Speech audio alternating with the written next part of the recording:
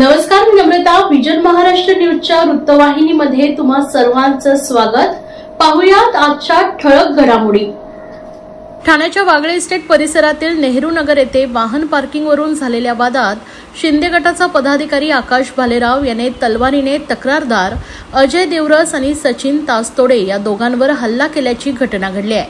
तर शिंदे गटाच्या पदाधिकाऱ्याने हवेत तलवार फिरवल्याचे व्हिडिओ व्हायरल झाल्याने वागळे इस्टेट पोलीस ठाण्यात भालेराव आणि हजारे यांच्यावर गुन्हा दाखल करून अटक केल्याची माहिती वागळे पोलिसांनी दिली आहे. तक्रारदार अजय देवरस, त्याचे मित्र सचिन हे दोघे वागळे इस्टेट नेहरू नगर नंबर 2 येथे मंगळवारी सायंकाळी बसले होते. त्यावेळी सचिन यांच्या मोबाईल फोनवर भालेराव आणि हजारे यांनी फोन केला आणि पार्क केलेली गाडी काढण्याकरता बोलवले असता सचिन गेला नाही. याचा राग मनात धरून भालेराव आणि हजारे यांनी त्यांच्यासोबत आणलेल्या तलवारी दोघांवर उगारून हल्ला केलाय. यामध्ये तक्रारदार देवरस याच्या कपाळावर व डाव्या हातावर तसेच तासतोडे यांच्या डाव्या हातास डोक्यावर व उजव्या पायाच्या पोटरीवर हल्ला करून दुखापत करत जीवे मारण्याचा प्रयत्न केलाय असे तक्रारीत नमूद करण्यात आलाय. या प्रकरणी वागळे इस्टेट पोलीस ठाण्यात गुन्हा दाखल झाल्यानंतर त्या दोघांना अटक करण्यात आली आहे. चौकशीत भालेराव याने तो शिंदे गटाचा पदाधिकारी असल्याचं सांगितल्याचे वागळे इस्टेट पोलिसांनी सांगितलंय. पुढील तपास वागळे इस्टेट पोलीस ठाण्याचे वरिष्ठ पोलीस निरीक्षक शिवाजी गवारी करीत आहेत. Indian institute of interior designers या संस्थेच्या ठाणे चॅप्टरच्या विद्यमाने प्रसिद्ध आर्किटेक्टशी संवाद या कार्यक्रमाचं आयोजन करण्यात आले होते. ठाण्यातील मानपाडा येथील अनंतम बँक्वेट हॉल येथे हा कार्यक्रम आयोजित करण्यात आला होता. या कार्यक्रमामध्ये प्रसिद्ध आर्किटेक्ट जिग्नेश मोदी आणि प्रकाश सुतारिया यांनी नवोदित आर्किटेक्टना मार्गदर्शन केलंय. ठाणे चॅप्टरच्या अध्यक्षा रश्मी तिवारी यांच्या माध्यमातून सातत्यानं नवोदित आर्किटेक्टसाठी वेगवेगळ्या विषयांवर मार्गदर्शनपर कार्यक्रम आयोजित केले जातात. संस्थेच्या अध्यक्षा रश्मी तिवारी यांनी वेल बिंग थ्रू इंटिरियर डिझाईन या विषयावर मान्यवरांशी संवाद साधलाय. यावेळी ठाणे, मुंबई तसेच कल्याण येथील आर्किटेक्ट व इंटिरियर डिझायनर्स मोठ्या संख्येने उपस्थित होते. तर रामको इंडस्ट्री हे या कार्यक्रमाचे प्रायोजक होते. Indian institute of interior designer या संस्थेच्या ठाणे चॅप्टरच्या अध्यक्षा रश्मी तिवारी यांचे प्रसिद्ध आर्किटेक्ट जिग्नेश मोदी व प्रकाश सुतारिया यांनी विशेष कौतुक केले. या संदर्भात त्यांनी माध्यमांशी संवाद साधलाय. सबसे पहले तो I am very happy to be here in Thane and I am coming here after a long time, almost 4 years, and I am so happy. बहुत अच्छा लगता है थाने आकर. मुंबई से इतना पास है पर उसकी खुद की एक आइडेंटिटी है और इतनी सारी ग्रीनरी और इतना अच्छा एटमॉस्फेयर है यहाँ पर थाने में, तो लगता नहीं है कि हम मुंबई के इतने पास हैं. और आज का जो मैं आज आया हूँ और जो टॉपिक आज हम डिस्कस करने वाले हैं बेसिकली वो बहुत ही रेलेवेंट टॉपिक है, बहुत इंपॉर्टेंट टॉपिक है आज के लाइफ के लिए. इंटीरियर्स और आपका वेलबींग, ह्यूमन का जो वेलबींग कहते हैं कि अच्छी लाइफ कैसे जी सकते हैं, अच्छी तरह से हम काम कैसे कर सकते हैं, इंटीरियर्स में ऐसा क्या होना चाहिए जिससे एक ह्यूमन लाइफ की वैल्यू ऐड हो सके, कैसे अच्छे से रह सकें, कैसे बेहतर हमारी जिंदगी हो, कैसे बेहतर एक फ्यूचर हो और कैसे एक मेंटल पीस मिले. तो ये सारी बातों के बारे में आज डिस्कशंस होने वाला है. I am very thankful to Rashmi ji, chairperson of Thane chapter, जो 2 साल से लीड कर रही हैं बहुत ही सक्सेसफुली. और हमारे 35 चैप्टर्स हैं 35 सिटी में India K. End Rashmi is one of the leading interior design consultants. और मैं ऐसा कहूँगा कि लास्ट 2 साल में थाने में जितना प्रोग्रेस हुआ इंटीरियर डिजाइन को लेके या इंटीरियर डिजाइन एजुकेशन को लेके या इंटीरियर डिजाइन प्रोफेशन को लेके, इसमें इनका बहुत बड़ा हाथ है. और मैं आशा करता हूं कि आगे भी ऐसे ही जुड़ी रहेंगे आईआईटी के साथ और कंट्रीब्यूट करती रहेंगी. जाते रहते हैं सब जगह से हम भी काफी कुछ सीखते हैं, सिखाते भी हैं, पर हम काफी कुछ सीखते हैं क्योंकि हर एक जगह की एक अपनी पहचान होती है, हर एक कल्चर होता है, हर एक आइडेंटिटी होती है, हर एक की एक हिस्टोरिक वैल्यू होती है. वैसे ही थाने की अपनी एक हिस्टोरिक वैल्यू है, थाने की अपनी एक आइडेंटिटी है. जैसे मैंने कहा, एक मेट्रोपोलिस मुंबई कह सकते हैं वर्ल्ड का सबसे बड़ा मेट्रोपोलिस, उसके पास रहने के बावजूद या उसके साथ सटे रहने के बावजूद उसने अपनी एक आइडेंटिटी मेंटेन की है, तो एक बहुत बड़ी बात है. कहना यही चाहूंगा, डिफरेंस तो मैं नहीं कहूंगा कि हर जगह का अपना एक महत्व होता है, पर थाने में जो खूबी है और थाने में जो हम कह सकते हैं कि इंटीरियर डिजाइन को लेके या आर्किटेक्चर को लेके जो अवेयरनेस है वो बहुत कम देखने को मिलती है। तो मैं इसका श्रेय यहाँ के आर्किटेक्ट्स को, यहाँ की आर्किटेक्चरल कम्युनिटी को, यहाँ की इंटीरियर कम्युनिटी को देना चाहूंगा। नागरिकांना आवाहन करण्यात येत आहे की सध्या डासांमार्फत पसरणाऱ्या डेंग्यू या आजाराचा प्रसार रोखण्यासाठी प्रत्येकाने पुढील प्रमाणे कार्यवाही करावी। डेंग्यू आजार एडिस इजिप्ती हा डास चावल्याने होतो। या डासांची पैदास साचलेल्या किंवा साचवलेल्या स्वच्छ पाण्यामध्ये होते। 8 दिवसांपेक्षा जास्त दिवस पाणी उघडे व साचून राहिल्यास त्यात डास अंडी घालतात। अंड्यांच्या अळ्या तयार होऊन पुढे डास तयार होतात। यासाठी आपल्या घरातील पाणी साठे उदाहरणार्थ बॅरल्स, पिंपे, टाक्या, हौद, रांजणे इत्यादी दर आठवड्याला रिकामे करून घासून पुसून कोरडे करून पुन्हा भरावे। 1 दिवस कोरडा दिवस म्हणून पाळावा। पाणी साठ्यांना घट्ट झाकणे बसवावीत किंवा जुनी साडी, चादर, धोतर यांनी बांधून झाकून ठेवावीत, म्हणजे डास त्यात जाऊन अंडी घालणार नाहीत। घराच्या गच्चीवर, आजूबाजूला, अंगणात कोठेही पाणी साचू देऊ नये। भंगार सामान उघड्यावर टाकू नये, उदाहरणार्थ टायर्स, प्लास्टिक सामान, कुंड्या, टाकाऊ वस्तू इत्यादी। अशा सामानात पावसाचे पाणी साठून त्यात डेंग्यूच्या डासांची पैदास होते। घरातील कूलर्स, फ्रीजच्या पाठीमागील ट्रे हे देखील वेळोवेळी कोरडे करावेत। लक्षात ठेवा, नुसत्या फवारणीने डास घनता कमी होत नाही, तर त्यासाठी डास पैदास ठिकाणे नष्ट करणे ही आपल्या सर्वांची जबाबदारी आहे। कोणताही ताप अंगावर न काढता जवळच्या शासकीय रुग्णालयात मोफत औषधोपचार घ्या।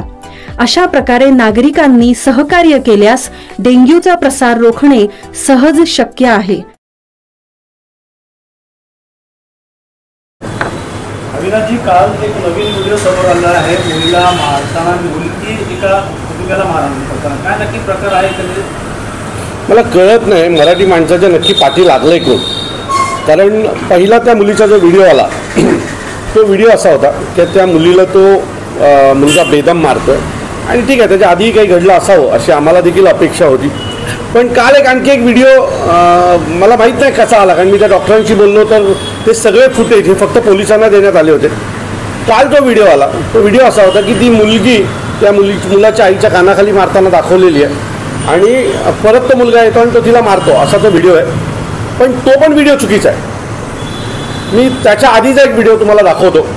त्याच्या आधीचा तो व्हिडिओ असा आहे की तो मुलगा, त्या मुलाचे आई वडील हे आई त्या मुलाला बाहेर ढकलते, पाहिला तुम्ही, त्याला बाहेर ढकलते, तो मुलगा परत धावत येतोय। आता तुम्ही बघा, हा बघा परत धावत आला, परत तिला लात मारायचा त्याने प्रयत्न केला।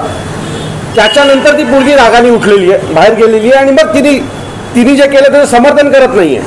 पण काय घटना घडली, जो अर्धवट व्हिडिओ काल जो टाकण्यात आला आणि त्या मुलीचं नाव खराब करण्यात आलं किंवा चुकी त्या रिसेप्शनिस्टचीच होती, कालपासून हिंदी चॅनलने परत चालू केलं, मराठी लोगोंनी उनको पहिला मारा था, त्याच्यासाठी मी आजचा हा व्हिडिओ परत दाखवण्याचा प्रयत्न करतोय की ही घटना ही महाराष्ट्रातल्या लोकांना बदनाम करण्यासाठी अर्धवट व्हिडिओ, खरं हा व्हिडिओ पोलिसांच्या कस्टडीतनं कसा बाहेर पडला हा प्रश्न आहेच, परंतु ज्या पद्धतीने बरोबर तिथे कट केला, त्या मुलगी तिथे मारते तिथून कट केला आणि तिथनं जो पुढे दाखवला गेला, त्याच्या आधी तो मुलगा पहिला पुन्हा बाहेरून आत आला, त्या मुलीच्या लात मारायचा प्रयत्न केला, त्या मुलीच्या तिथे असलेल्या लोकांनी त्या मुलाला ढकललं पाठीमागे, मग ती त्या टेबलवरनं उठून तिथनं तिने तो रिॲक्ट केला। मी पुन्हा सांगतो, त्याच्या आईच्या कानाखाली मारलं याचं आम्ही समर्थन करत नाही, पण काल काही लोकांनी, काही पक्षांनी तो अर्धवट व्हिडिओ पुन्हा सोशल मीडियावर आणला आणि दाखवण्याचा प्रयत्न केला की मराठी आदमीनेही सुरुवात केली ती।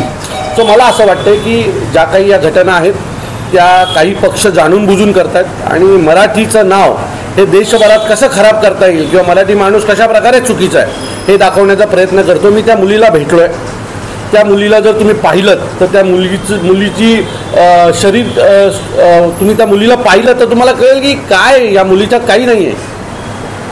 अशा परिस्थितीत ज्या पद्धतीने त्या मुलाने तिला मारलंय, लाता मारल्यात, जे केस खिचून तिला बाहेर खेचण्याचा प्रयत्न केला, मग याचे हे पक्ष समर्थन करतायत का?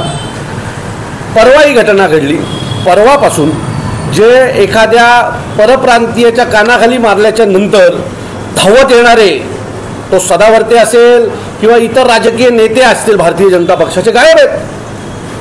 कोणी काय बोलायला तयार नाही आहे, कारण त्यांना आदेश नाही आहेत त्यांच्या पक्षात. हे आदेशावर चालणारी लोक आहेत. यांना एक स्क्रिप्ट दिली जाते, ती स्क्रिप्ट हे लोक वाचतात. आणि आम्ही तेच सांगतोय की ही जी लोक जी रोज येऊन समोर बोलतात की इसको मारा, हिंदू है वो है, हे सगळे मराठीच्या विरोधात आहेत. आणि महाराष्ट्रातल्या मराठी लोकांनी या सगळ्यांना त्यांची जागा दाखवून दिली पाहिजे. एक ट्विट नाही आहे, एक बाईट नाही आहे या लोकांचा त्या मुलीला का मारलं. ज्या पद्धतीने त्या मुलीला मारलाय, तो जो मुलगा आहे तो गुन्हेगार आहे. हे पोलीस स्वतः म्हणतात की तो मुलगा गुन्हेगार आहे. आणि एक गुन्हेगार एका मराठी मुलीला अशा प्रकारे मारल्याच्या नंतर जर कुठल्याही प्रकारची भारतीय जनता पक्षाचे जे काही रोज सकाळी सोशल मीडियावर येऊन मराठी माणसाच्या बद्दल गरड ओकणारे जे नेते आहेत आणि परप्रांतीय लोकांच्या फुलका येणारी जी लोक आहेत ती काय आहेत. मी आज प्रेस समोर येण्याचं कारण तेच होतं की काल अर्धवट व्हिडिओ त्या मुलीच्या बाबतीत आला आणि तो सगळीकडे संपूर्ण देशात फिरवण्याचा प्रयत्न एका पक्षाकडनं सतत करण्यात आला. सो त्याचं पूर्ण काय होतं, त्याच्या आधीची पण स्टोरी काय होती हे दाखवण्यासाठी मी समोर आलोय. मला कळलं नाही की पोलीस कस्टडीतला व्हिडिओ अर्धवट बरोबर त्या मुलीच्या त्या आईबरोबर झालेल्या भांडणापासून का दाखवण्यात आला. त्याच्या आधी तो मुलगा पुन्हा येऊन तिला लाथ मारत होता आणि म्हणून ती मुलगी त्या रिसेप्शन सेंटरवरनं उठून पुढे गेली भांडायला. सो हा सगळा व्हिडिओ का दाखवला गेला नाही हे पडलेले मला प्रश्न आहे. सेनेच्या आमच्या कल्याणच्या पदाधिकाऱ्यांनीच पकडून दिलेलं आहे. आणि आम्ही सगळी म्हणजे त्या मुलीला हॉस्पिटलला नेलं, तिला ॲडमिट केली, आरोपी पकडून दिला. हे सगळं केल्याच्या नंतर पुन्हा ते सगळे व्हिडिओ बाहेर काढणं, ते व्हिडिओ सोशल मीडियावर पसरवणं, चुकीच्या पद्धतीने पसरवणं. जर तिथून खरं असतं तर आम्ही नक्कीच त्या मुलीची बाजू घेतली नसती. पण त्याच्या आधी तो मुलगा सतत तिला मारायला धावत होता तिच्या अंगावर. लोकांनी त्याला बाहेर काढल्याच्या नंतर ती मुलगी रिसेप्शनिस्ट सेंटरवरनं उठली आणि त्या मुलीच्या आणि तिच्या आईची भांडणं झालेली आहेत. आणि त्यानंतर तो परत आलाय आणि परत येऊन त्याने तिला ज्या पद्धतीने मारलं ते संपूर्ण देशाने पाहिलं. चुकीचा व्हिडिओ काल सोशल मीडियावर, अर्धवट व्हिडिओ हा काल सोशल मीडियावर एका पक्षाकडनं टाकून मराठी माणसाची बदनामी करण्याचा प्रयत्न केला. नक्की जो प्रकार घडला होता कशा कारणास्तव घडला होता, त्या मुलीने काय त्यांना सांगण्यात आलं होतं आणि तिकडनं काय रिएक्शन आलं. मी पुन्हा सांगतो की तो मुलगा सतत येत होता आणि तिला डॉक्टरांच्या केबिनमध्ये जायचं आहे म्हणून सतत सांगत होता. त्या मुलीने त्या डॉक्टरांना विचारलं तर डॉक्टरांकडे ऑलरेडी कोणीतरी बसलं होतं म्हणून त्या डॉक्टरांनी सांगितलं थांबवा त्यांना. म्हणून ती मुलगी थांबवण्याचा प्रयत्न करत होती आणि त्यातून तो वाद झाला आणि त्या वादातनं त्या मुलाने तिला ते मारलेलं आहे, तिला शिवीगाळ केलेली आहे. आणि तुम्ही एखाद्या मुलीला शिवीगाळ करणार तर तुम्ही काय अपेक्षा आहे का की तिने काहीच बोलायचं नाही, ती गप्प बसून राहायची. ती मराठी आहे, तिने रिॲक्ट केला. या होत्या आजच्या ठळक घडामोडी. अशाच राजकीय, सांस्कृतिक, क्रीडा क्षेत्रातील बातम्या पाहण्यासाठी पाहत रहा विजन महाराष्ट्र न्यूज ही वृत्तवाहिनी. विजन महाराष्ट्र न्यूजच्या फेसबुक चॅनलला व युट्यूब चॅनलला फॉलो आणि सबस्क्राईब करा. धन्यवाद.